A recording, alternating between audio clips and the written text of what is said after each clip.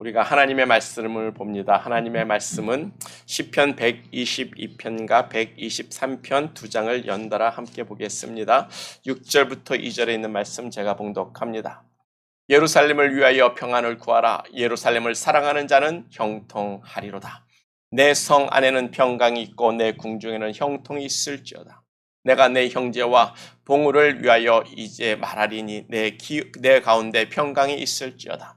여호와 우리 하나님의 집을 위하여 내가 내 복을 구하리로다. 하늘에 계신 주여 내가 눈을 들어 주께 향하나이다. 종의 눈이 그 상전의 손을, 여정의 눈이 그 주모의 손을 바람같이 우리의 눈이 여호와 하나님을 바라며 우리를 궁일이 여기시기를 기다리나이다. 아멘. 여기까지 봉독했습니다. 할렐루야. 아멘. 우리 모두 행복합시다. 행복하기를 축복합니다. 아멘. 우리의 삶의 만족, 행복하는 그 만족과 기쁨이 가득하기를 예수님의 이름으로 축복합니다. 우리가 이렇게 행복하기를 원한다는 것은 우리가 행복하지 못하다는 의미가 될 겁니다. 그렇죠? 우리가 행복하지 못하니까, 만족스럽지 못하니까 그 행복하기를 원하는 것 아니겠습니까? 그래서 오늘도 많은 사람들이 각자 자기 나름대로 그 행복을 찾아서 이리저리 세상 모든 곳곳을 헤매고 다니고 있을 텐데 우리는 왜 행복하지 못할까요? 철학자 파스칼이 이런 말을 했습니다. 우리 인간은 한때 참 행복했었다고요. 우리 인간은 참된 행복과 기쁨이 있었다라고, 한때 있었다라고 이야기를 합니다. 지금은 그 행복의 그림자만 조금 남아있다라고 하는데 우리들이 그 참된 행복을 상실했기 때문이라고 이 파스칼이 말을 하는 거예요. 그래서 사람들이 그 행복을 찾아 자기 삶의 주변의 것들로 여러 가지로 채우고자 막 럭셔리한 것을 찾고 어떤 물질로 채우고자 하고 막 돈을 갖다 은행에 가득 쌓으려고 하지만 결코 우리 인간은 행복할 수가 없다라고 그 사람이 말을 하는 거예요. 왜냐하면 우리의 참된 행복은 우리를 만드신 하나님께 있기 때문이라고 합니다. 우리 인간이 처음 창조되었을 때는 오직 하나님 한 분만으로 만족했다라고 이야기를 하는 거예요. 그러나 죄로 인해서 하나님과 이렇게 분리가 되면서 하나님이 없는 우리 인생은 만족할 수가 없게 되는 거예요.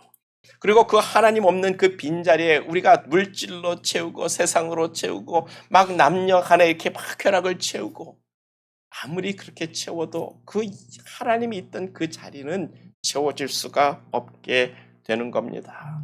그래서 인간은 그때 죄 짓기 전에 참 행복했지만 그 이후로는 우리는 참된 행복을 느낄 수 없고 만족할 수가 없다라고 이야기를 하는 거예요. 그 말은 그 어떤 것으로도 우리를 만드신 하나님을 대신할 것은 없다는 겁니다.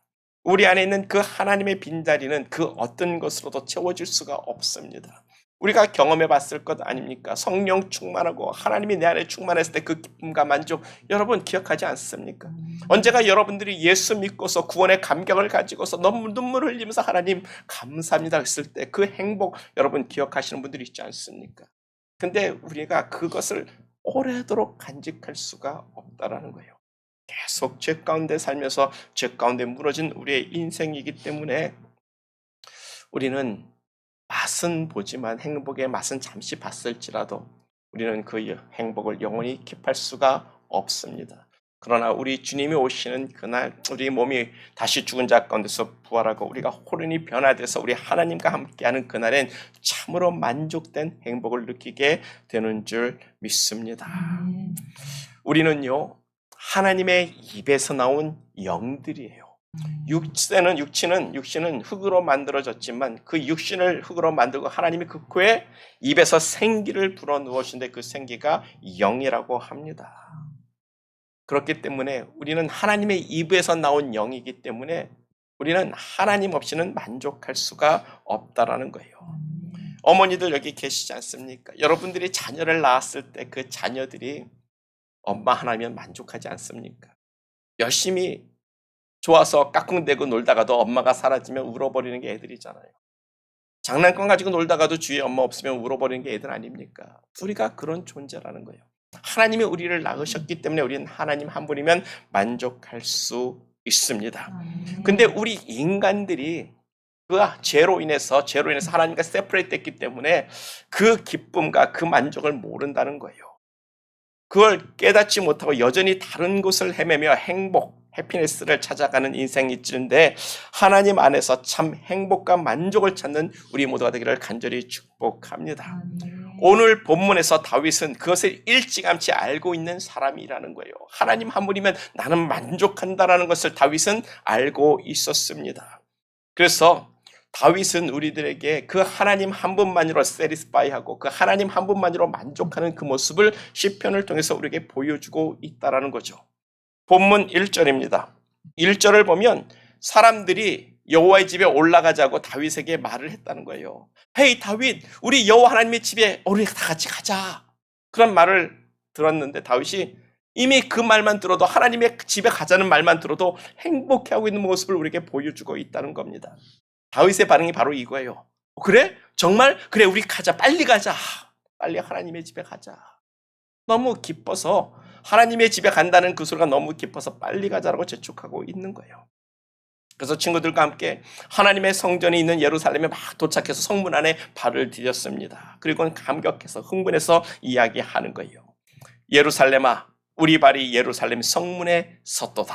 드디어 우리가 도착했다고 그 감격을 이기지 못하고 말하고 있는 그런 시편의 모습이 되고 있는 겁니다. 왜 이렇게 다윗이 흥분을 하고 있을까요? 다윗의 마음엔 하나님에 대한 사모하는 마음, 하나님을 사랑하는 마음이 가득했기 때문에 그렇습니다. 한번 생각해 보세요. 지난 과거로 돌이켜 보세요. 여러분들 다 연애해 보지 않으셨습니까?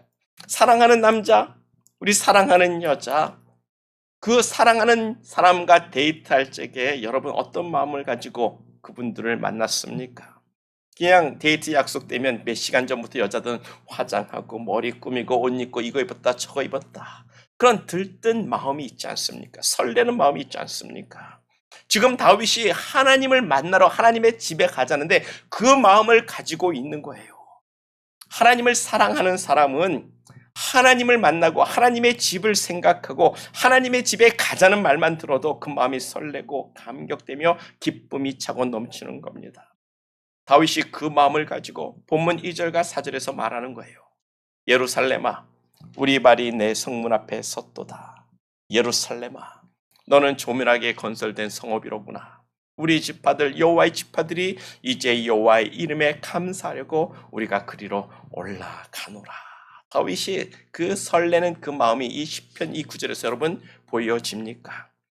하나님을 만나러 가는 기쁨과 행복이 차고 넘치는 그런 다윗의 그 마음을 우리가 이 본문 시편 122편의 말씀을 가지고 묵상해 보자라는 거예요.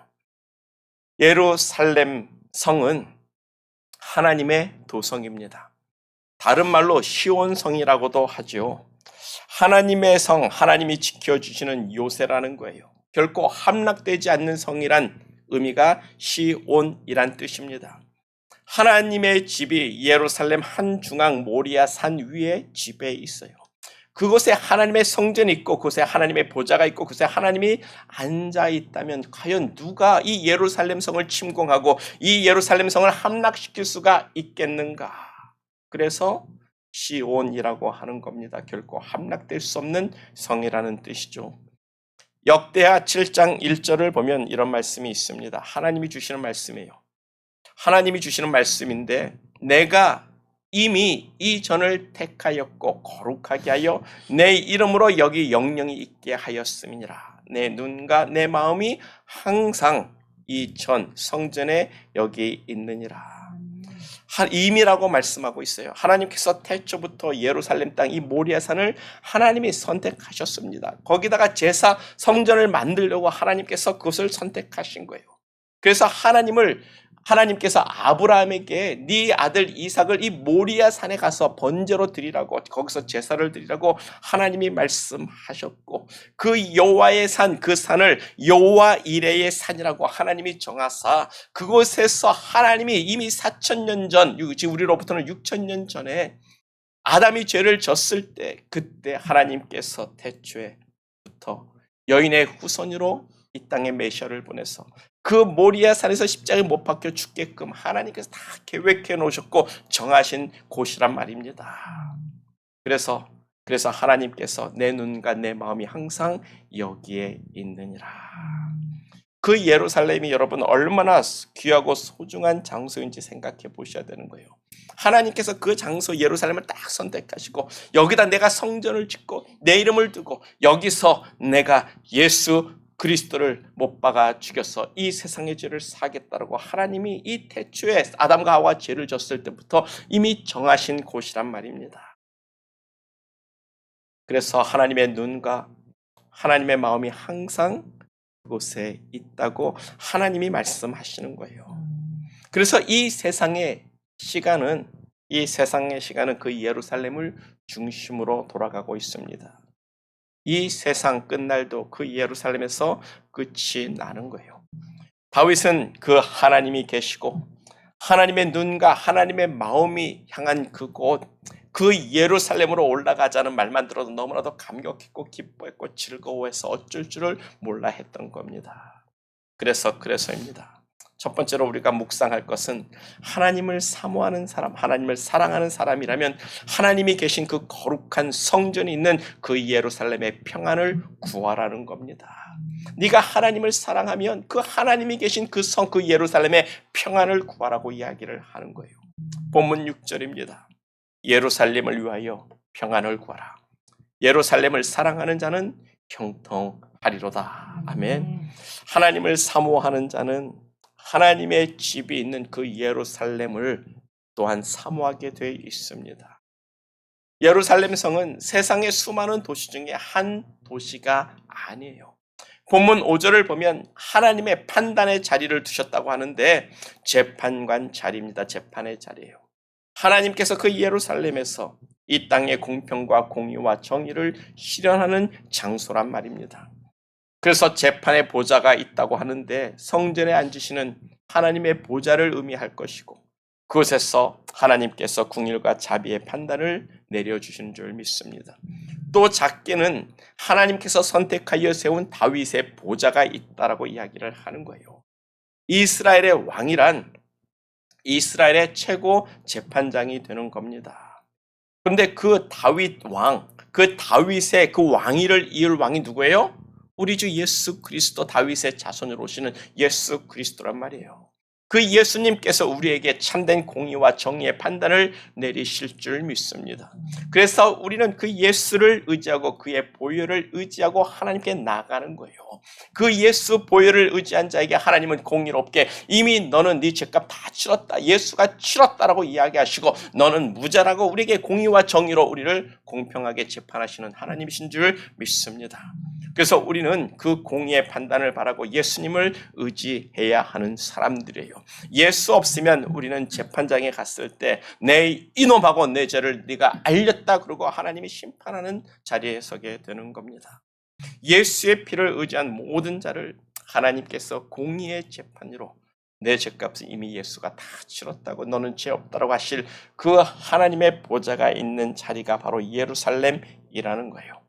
그 하나님을 사랑하는 자는 당연히 예루살렘 성 또한 사랑하게 되어 있습니다.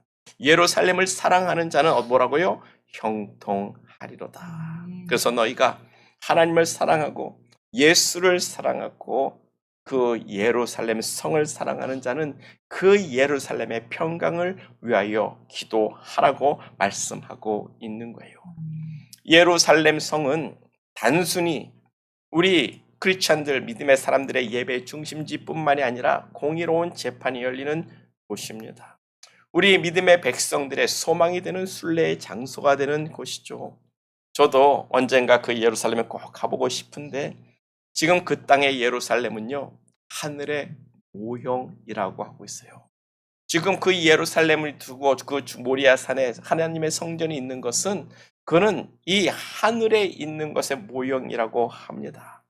마지막 7년 대환란이 끝나고 예수님이 이 땅에 지상재림을 하실 때 하늘에 있는 진짜 예루살렘 성이 이 땅으로 공중에서 내려온다라고 성경은 우리에게 기록하고 있어요. 그 예루살렘에서 하나님께서 친히 다스리는 천년 왕국이 실현되는 겁니다. 그날에 오기까지 우리는 하늘의 모형인 예루살렘 성의 평강을 위하여 기도합시다. 평강, 히브리 말로 샬롬이라고 하죠. 평강. 영어로는 피스입니다. 피스.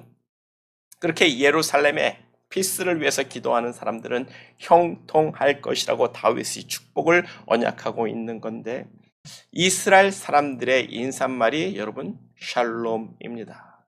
이스라엘 사람들 만나면 서로 샬롬 샬롬 샬롬 해요. 피스 피스, 평강 평화 평화로다. 이스라엘의 역사를 보면 우리 대한민국 못지않게 수많은 전쟁을 겪은 나라예요. 우리 성경 이 처음 가나안 땅에 여호수아가 백성을 이끌고 이스라엘 백성을 이끌고 들어왔을 때부터 전쟁입니다. 그 이후로 사사기 때도 계속 전쟁이에요. 그리고 사울 왕이 세워지고도 전쟁입니다. 다윗 왕이 세워지고도 전쟁이에요. 그리고 그 왕들마다 한 번도 전쟁이 없는 날이 없었습니다. 예수님이 이 땅에 오시는 날까지 전쟁의 땅이었어. 전쟁의 땅. 그러니까 지금까지도 팔레스타인 사람들하고 블레셋 사람들하고 지금까지도 싸우고 있고, 지금 하마스라고 하는데 그 사람들도 블레셋 사람들 아닙니까? 그 사람들하고 지금도 싸우고 있습니다. 이젠 이란하고도 전쟁을 한다는 소식을 들으면서 이 설교를 준비했는데, 어제 저녁 뉴스인가 보니까 이미 드론이 300개가 날라와서 공격을 했고 그런 이야기가 들리더라고요. 그렇게 항상 힘들고 고달프게 사는 민족이니까 그들의 마음속에 뭐예요? 평화를 갈망하지 않겠습니까? 그러니까 그들의 말에, 인사말에 샬롬이라는 말이 들어가는 거예요. 평화합시다. 평화합시다. 그런데 이 샬롬이란 뜻을 사전에서 찾아보면 완전함, 만족함, 완전한 조화, 하나됨, 번영, 충만이라는 뜻을 가지고 있는 단어예요. 그러니까 이 샬롬이라는, 이 피스라는 이 말의 중심 메시지는요, 만족, 하나 되는 만족, 충만한 만족, 그런 것들을 이야기하는 거예요. 그러니까 우리의 삶에 만족이 없으면 평화가 있을 수 없습니다. 그 만족의 중심이 누구라고요? 여호와 하나님이라고 맨 처음에 말씀을 드렸어요. 이스라엘 민족이 그 샬롬하고 평화를 누리기 위해서는 하나님과 하나 되고 하나님과의 어떤 조화를 이루고 그 하나님 안에서 번영하고 그 하나님 안에서 어떤 충만함을 느낄 때 그들이 참된 평화를 느낄 수 있다라는 것을 반영하고 있는 것 아니겠습니까? 신앙의 관점에서, 그들의 영적인 관점에서 만들어낸 인사말이 평화라는 샬롬이라는 뜻이에요. 삶의 평강이 임하기를 원하십니까? 하나님과 조화를 이루고 하나님과 하나 되는 안전한 그 믿음의 삶을 살아가시기를 축복합니다. 그래야 거기에 하나님이 주시는 평강, 샬롬이 있는 거예요. 그리고 그와 같이 하나님을 사모하는 사람들이라면, 하나님을 사모하는 사람들은 예루살렘 성이 하나님이 주시는 참 평강이 있기를, 피스가 있기를, 하나님과 조화가 있고 하나님이 충만한 도시가 되기를 우리가 위해서 기도하라는 말씀이 되고 있는 거예요. 그래야 우리들의 신앙인들도 하나님과의 관계에서 참 평안을 누릴 수가 있기 때문에 형통이라는 축복의 메시지가 따라 나오는 줄 믿습니다. 하나님의 도성 예루살렘이 평강하기를 위해서 기도하십시오. 그러면 하나님께서도 우리의 삶을 형통케 하실 줄 믿습니다. 쉽게 말해서 우리 교회가 평안해야 우리의 영적 상태가 평안할 수 있는 거죠. 우리 교회가 서로 맨날 싸우고 사람들 간의 부활을 가지고 있고 미워하면서 만나면 으르렁대고 있다면 우리의 영적인 상태가 평화를 누릴 수 없고 그 육적인 삶의 형통이란 우리가 구할 수가 없는 겁니다.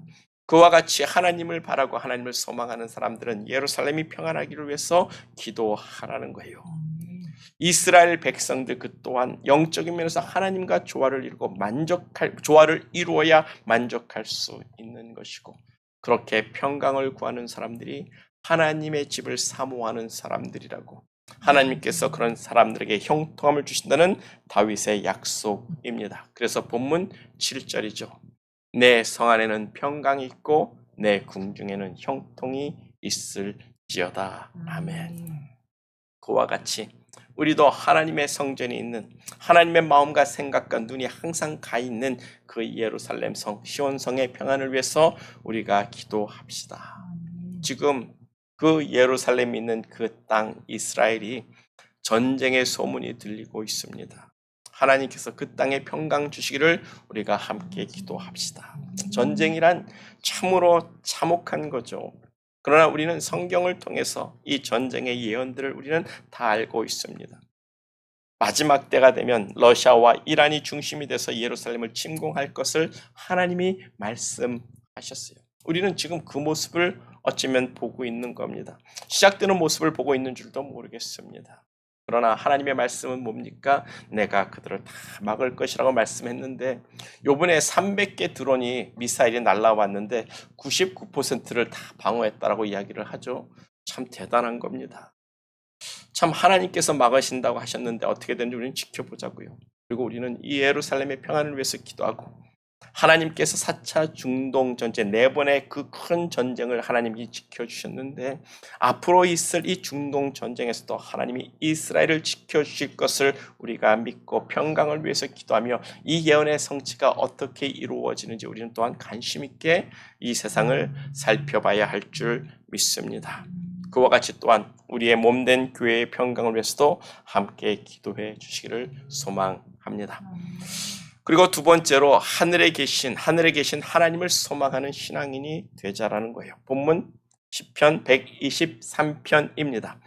본문 1절을 보면 하늘에 계신 주여 내가 눈을 들어 주께 향하나이다. 우리가 지난주에 나눴던 말씀이죠. 내가 산을 향하여 눈을 들리라. 나의 도움이 어디서 올고 나의 도움은 천지를 지으신 하나님께 있다고 했는데 그와 같이 시편 123편도 하늘에 계신 하나님을 향하여 내 눈을 들고 하나님의 도움을 기다리겠다라는 시편 기자의 고백이 되고 있는 거예요. 하나님을 향하여 내가 눈을 들겠다는 것은 어떤 하나님의 도움, 하나님의 은총, 하나님의 은혜, 하나님의 자비를 간절히 내가 바라고 있다라는 그런 소망을 이야기하고 있는 거예요. 사람이 바라보는 그곳이 그 사람의 소망이 되고 비전이 되고 꿈이 되는 줄 믿습니다. 세상을 바라보는 사람은 세상에서 만족을 찾고 세상에서 도움을 찾고자 하는 사람이고 하나님을 바라보는 자는 하나님으로부터 만족과 행복과 도움을 찾겠다는 소망을 보여주고 있는 거예요. 여러분들의 눈은 어디를 향하고 있습니까? 여러분들의 눈은 어디를 향하여 쳐다보고 있습니까? 세상을 바라봅니까? 세상의 만족과 세상이 주는 기쁨을 바라봅니까? 아니면 저 하늘에 계신 하나님을 바라보고 계십니까? 우리는 하나님을 향해 눈을 드는 그런 믿음의 사람들을 축복합니다. 우리 눈에 보이는 것들을 넘어 보이지 않는 것들을 구하는 참 믿음의 사람이 되기를 축복합니다.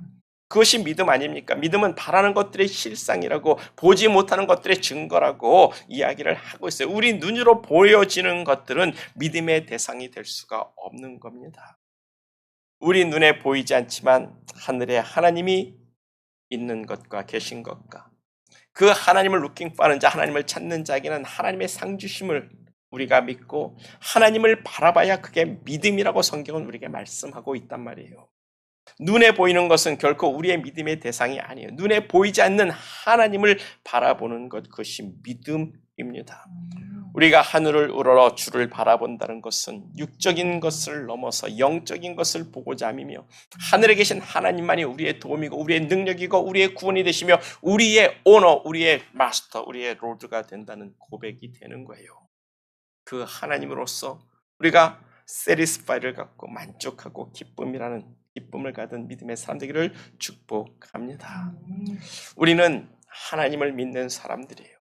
하나님께 우리의 눈을 고정하고 하나님의 눈에 우리의 눈을 맞추는 그런 믿음의 사람 되기를 축복합니다. 사람과 사람 사이에서도요, 이 눈이 마주친다는 것은 참 묘한 감정을 우리에게 줍니다. 눈은 그 마음의 창이라고 그 눈을 보면 그 사람의 감정을 다 느끼고 볼 수가 있는 거예요. 눈이 서로 딱 마주치면 그 사람과 어떤 그 공감대가 생기죠. 그래서 남녀가 눈이 맞으면 스파크가 일어나고 사랑이 일어나고 막 불타오르는 겁니다. 특별히 도움을 구하는 사람, 정말 힘들고 어려워서 그 도움을 바라면서 쳐다보는 사람하고 눈이 마주치면 참 그 눈을 피하기가 너무나도 민망스러워요. 부끄럽습니다. 거절하기가 너무나도 힘들어요. 그래서 홈리스 분들이 차에 다가오면 여러분들이 어떻게 합니까? 차에서 눈을 안 돌리죠. 딴 데 쳐다보고 눈 안 마주치려고 하죠. 눈 마주치면 네가 돈 줘야 돼요. 돈 줘야 돼.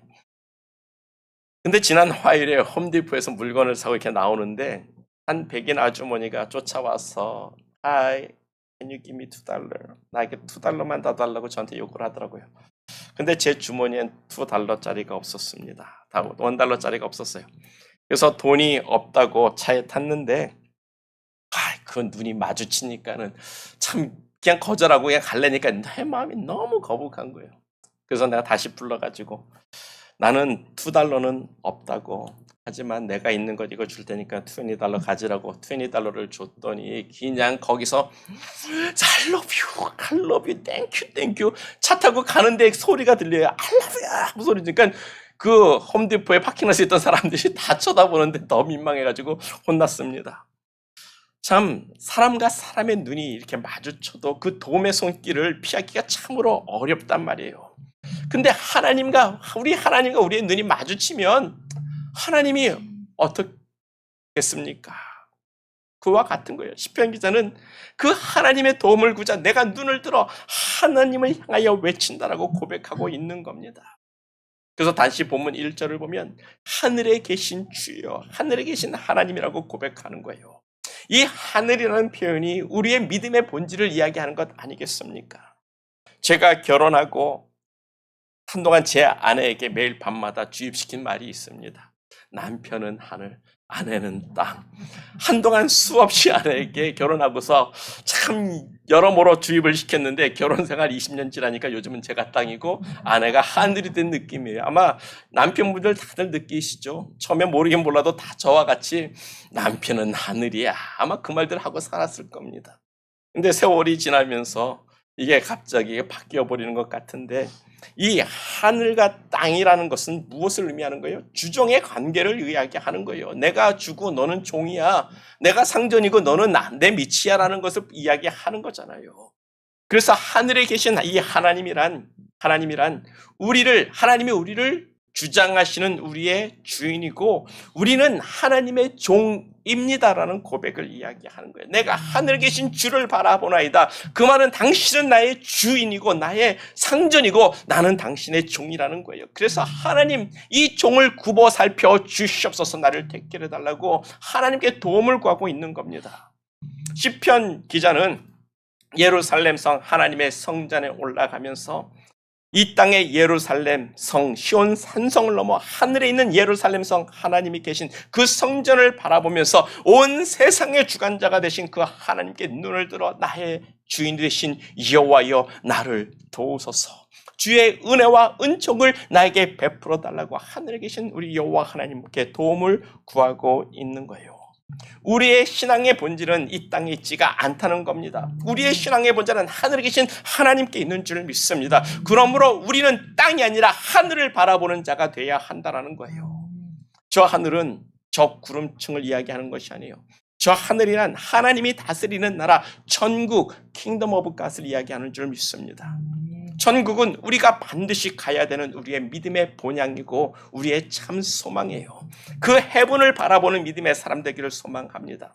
우리가 천국 가기 위해서 우리는 하나님을 믿는 사람들이에요. 여러분 맞죠? 여러분 왜 하나님을 믿고 예수를 믿습니까?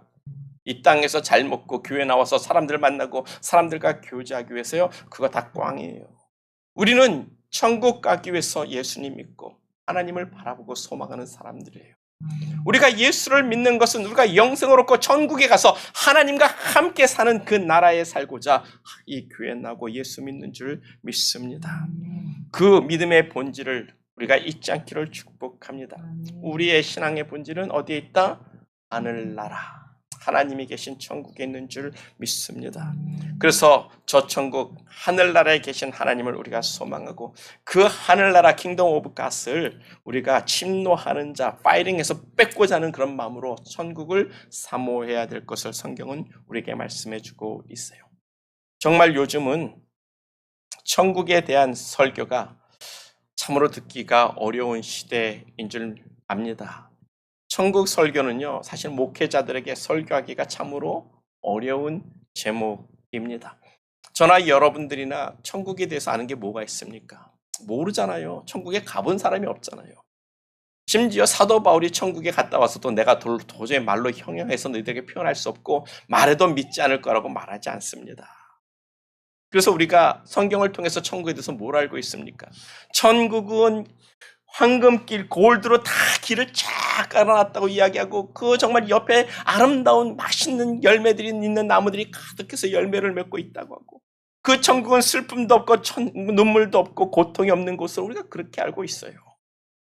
우리가 또 아는 저 이슬람 사람들은 천국에서 열처녀를 데리고 사는 것이 꿈이라고 이야기를 하는데 참 천국이 유치하게 들리지 않습니까? 그래서 천국 설교는 하기가 쉽지가 않은 거예요. 천국은 이렇다라고 말하기가 너무나도 힘듭니다. 도리어 설교를 하다 보면 유치하게 들려서 천국에 대해서 말을 할 수가 없어요. 그래서 사도 바울도 천국 다녀와서 천국에 대해서 말을 안 한 것 같습니다. 그런 게 만약 지금 말한 것처럼 뭐 골드로 그냥 길을 만들고 그냥 먹을 아름다운 맛있는 과일들 프루시 쭉 열려 있고 정말 고통도 없고 슬픔도 없고 건강하고 정말 열처녀 데리고 살 수 있는 그런 데가 천국이라면 이 땅에서도 누릴 수 있는 것 아닙니까? 이 땅에서도 슬픔이 없고 눈물이 없고 고통이 없으면 천국 아닌가요? 먹을 것이 풍부하고 금과 은으로 자기 집 앞에 있는 카페트를 융단처럼 다 현관을 깔고 산다면 그 집이 천국 아닐까요? 또 이상한 신앙이지만 이슬람 사람들이 말하는 것처럼 이 땅에서도 열처녀 데리고 살면 이 땅이 천국 아니겠습니까? 나중에 천국 가가지고 10명이 하늘 되고 지네들이 땅이 되는 그런 삶이 될 수도 있을 텐데 그러니까 천국 설교는 힘이 든 거예요. 그래서 그저 죽으면 가는 나라 정도로 우리가 생각을 하고 있는데 아닙니다. 천국은요 하나님이 계신 곳이에요. 그게 중요한 거예요. 천국에는 하나님이 계시기 때문에 하나님이 있기 때문에 우리의 satisfaction, 만족이 있는 겁니다. 그 하나님이 그곳에 있기 때문에 그것이 우리가 행복을 찾는 곳이며 하나님이 다스리기 때문에 우리가 영원한 평강이 있는 나라가 되는 거예요. 그 천국에 대한 소망을 우리가 가지고 하늘을 우러러 하나님을 구하고 하나님을 찾고 하나님을 바라는 소망의 믿음의 사람 되기를 축복합니다. 우리는 하늘에 계신 하나님 천국을 소망해야 돼요. 천국을 왜 가야 합니까? 여러분 천국 왜 가야 합니까? 천국 아니면 지옥이니까 천국 가야 되는 거예요. 하나님은 이 마지막 날에 이 세상을 심판하고 모든 사람을 심판하고자 작정했습니다. 하나님은 생명책과 책들을 구별해서 영원히 천국에 들어갈 생명책에 기록된 사람들이 있고 또 책들이 있어서 영원히 구원받지 못하고 지옥에 들어갈 사람들을 하나님은 지금 다 구별하고 있다라고 성경은 이야기하고 있습니다. 제가 욥기서 말씀 나눌 때 함께 나누지 않았던 거예요. 그렇게 천국 아니면 지옥이라는 것이 우리가 다 죽은 후에 가야 될 두 갈래 길이에요. 그 두 갈래 길에서 다른 길이 있으면 누가 요즘 말하는 것처럼 뭐 14만 4천만 천국 가고 나머지들 다 그냥 없어진다 그러면 굳이 예수 안 믿어도 돼요. 그냥 없어지면 되지 뭐 영원히 살아서 뭐해. 근데 그런 길이 아니라 우리는 성경의 마지막 길은 딱 두 길입니다. 천국 갈래 지옥 갈래 헬 갈래 헤븐 갈래.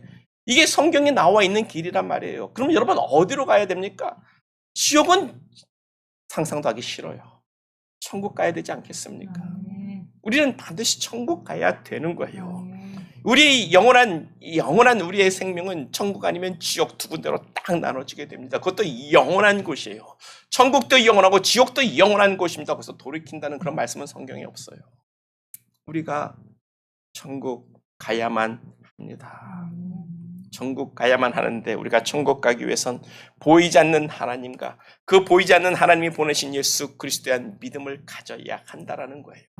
그 하나님과 그 보내신 자 예수를 아는 것이 우리의 영생이라고 성경은 말씀하고 있지 않습니까?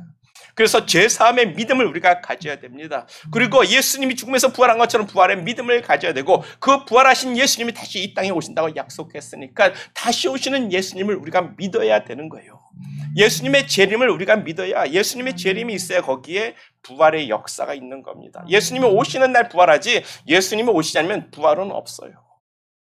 우리가 그 예수 그리스도의 죄사함과 예수님의 부활과 그 예수님의 다시 오신 재림을 믿어야 우리가 천국 가는 것 아니겠습니까? 예수 믿고 부활도 믿고 예수님의 재림의 날도 믿어 예수님처럼 부활의 몸을 얻어 영원한 천국에 들어가는 우리 모두가 되기를 간절히 축복합니다. 그날이 오기까지 우리는 하늘에 계신 하나님을 우러러 그 하나님을 바라는 소망을 가져야 되는 거예요. 하나님은 주인이시고 나는 종입니다. 주인이신 하나님께서 나를 도우셔야 됩니다. 하나님이 나에게 명하시고 나를 주장하시고 나를 이끌어 주시옵소서. 민수기 6장 24절 하나님이 나를 복 주시고 하나님 나를 지켜주시고 나에게 은혜 주시고 나를 평강 주시기를 원합니다. 그게 우리가 구해야 될 기도 제목이 되는 거예요. 그래서 시편 123편 본문 2절을 보면 종의 눈이 그 상전의 손을 여정의 눈이 그 주모의 손을 바람같이 우리의 눈이 여호와 우리 하나님을 바라며 우리를 궁일이 우리에게 멀시 주시기를 원하나이다. 아멘. 시편 기자는 남종과 여종이 주인을 바라는 것처럼 나는 주의 궁일을 바란다고 비유로 고백을 하고 있는데 저는 종이 아니라 집안에 키우는 강아지로 비유하고 싶습니다. 저는 이렇게 산책을 나가는데 사람들이 개를 끌고 산책을 하는 것을 보면 참 부러워요. 개를 갖고 싶다는 생각을 간직합니다. 다만 내가 택혈할 능력이 안 돼서 못 갖는 건데 어떤 개들은요 그냥 코로 냄새를 맡느라 정신이 없어. 주인이 끌고 간대요. 숲속으로 들어가서 콩 하고 주인은 가자고 끌고 가도 그냥 냄새 더 맡겠다고 그냥 안 움직여요. 다 버티고 자기가 냄새 다 맡은 다음에 그 다음에 움직입니다. 참 몹쓸 강아지죠. 또 어떤 개들은 주인이 끌고 가는데 주인보다 앞서서 앞으로 막 그러니까 여자분들은 막 이렇게 끌려가면서 그 개를 산책을 시키는 거 보면서 또 웃습니다. 근데 가끔 어떤 개들을 보면요 주인 옆에 딱 달라붙어 있어요. 주인에 딱 달라붙으면서 고개를 주인의 얼굴을 딱 쳐다보고 계속 주인의 얼굴만 쳐다보면서 주인하고 스피드를 딱 맞춰서 걸어가는 개를 보면 정말 흐뭇해합니다. 정말 마음에 들어요. 아 나도 정말 저런 개 한 마리 키우고 싶다. 그냥 주인의 얼굴만 바라보고 가는 거예요. 옆에 뭐 앞서가는 것도 아니고 옆으로 가는 것도 아니고 그냥 주인의 옆에 딱 붙어가지고 얼굴만 쳐다보고 가는데 그런 개는 정말 키우고 싶다라는 생각이 듭니다. 그렇게 개를 키우진 않아도 그 개가 주인의 얼굴만 보고 옆에서 졸졸 쫓아가는 모습을 보면서 제가 흐뭇한데 우리 하나님께서 우리가 그렇게 하나님의 얼굴만 주목하면서 하나님의 얼굴빛을 주목하면서 그냥 하나님의 그 스피드에 맞춰서 하나님을 쫓아가고자 한다면 하나님이 얼마나 기뻐하시겠습니까? 아이고 이 녀석 나만 바라보네. 나만 사랑하네. 정말 나에게 참 충성심을 가졌네. 그러니까 하나님의 마음이 아름질 수가 없잖아요. 사람과 사람이 눈이 마주쳐도 정말 피하기 힘든데 그 하나님하고 우리하고 눈이 그 마주쳤을 때 그 사랑의 그 감정이 뚝뚝뚝뚝 떨어지지 않겠습니까? 시편 기자는 바로 그 말을 하고 있는 것 아닐까요? 내가 하늘을 우러러 하늘에 계신 하나님을 바라봅니다. 내가 하나님을 간절히 찾고 소망합니다. 하나님 내 마음을 봐달라고 하나님을 찾는 것 아니겠습니까? 그러면 하나님께서 그 눈빛만 봐도 하나님께서 다 알고 계시는 것 아니겠습니까? 그래서 우리는 그렇게 하나님을 향해 충성되고 사랑된 마음을 가지고 하나님을 바라봐야 한다는 거예요. 우리는 하나님이 만드신 사람입니다. 우리의 행복, 우리의 만족은요, 이 세상 것으로 채워지지 않아요. 하나님으로 채워져야 우리는 참 만족감을 갖고 행복할 수 있는 사람들입니다. 그 하나님을 만나고 그 하나님의 사랑을 느낄 때 정말 행복한 사람들이 되는 거예요. 그 하나님과 조화를 이루고 그 하나님과 하나가 될 때 하나님이 원하시는 거예요. 우리와 하나 되기를 원하시는 것은 우리가 원하는 게 아니라 하나님이 원하시는 겁니다. 그 하나님과 우리가 하나가 되고 그 하나님과의 완전한 관계가 만들어질 때 우리의 삶에 번영과 축복이 있고 샬롬이 있는 줄 믿습니다. 다윗과 시편 기자는 그것을 알았어요. 그래서 하나님을 사랑했고 하나님의 집이 있는 그 예루살렘에 가자는 말만 들어도 그들은 감격하고 기뻐했으며 하늘에 계신 하나님을 향해 소망의 눈을 들어 주를 바라고 하나님의 궁유를 기다렸던 사람들입니다. 그와 같이 우리의 마음과 생각을 하나님께 고정합시다. 하나님을 죽도록 사랑합시다.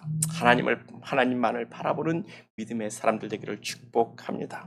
개가 주인의 눈길을 찾는 것처럼 우리가 하나님의 눈길을 가고 하나님을 찾고 하나님을 바라는 믿음의 사람으로 세워지기를 축복합니다. 축복합니다. 그러면 하나님께서 우리의 만족이 되어 주실 것이며 우리의 기쁨이 되어 주실 것을 믿습니다. 왜냐하면 이미 하나님께서 그런 하나님의 마음을 우리에게 다 알려주셨다라는 거예요.